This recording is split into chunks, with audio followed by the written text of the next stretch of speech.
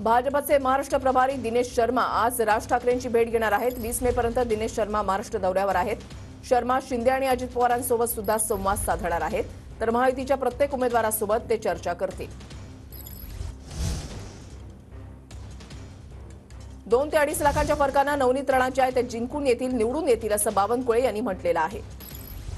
विरोध करणाऱ्यांना आपली ताकद दाखवून देऊ असं नवनीत राणा यांनी म्हटलेलं आहे। अमरावतीमध्ये नवनीत राणांचं डिपॉझिट जप्त होईल असं बच्चू कडूंनी म्हटलंय। मला माहिती आहे 2-2.5 लाखाच्या वर महायुतीच्या नवनीत राणाजी निवडून येतील, पण तो विजय होईल। महाविजयाचा संकल्प केलाय। महाविजयाचा संकल्प म्हणजे 100% बूथवर 51% मतं घेणे हा महाविजयाचा संकल्प आहे।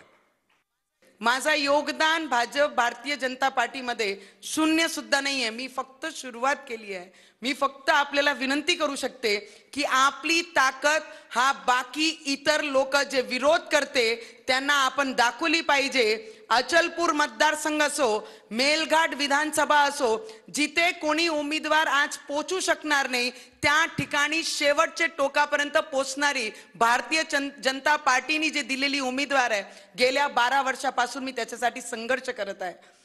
अमरावती जिल्ह्याच्या बाबतीत ब्रह्मदेव जरी खाली आले तर ते शक्य नाही, कुठल्याही परिस्थितीत नाही।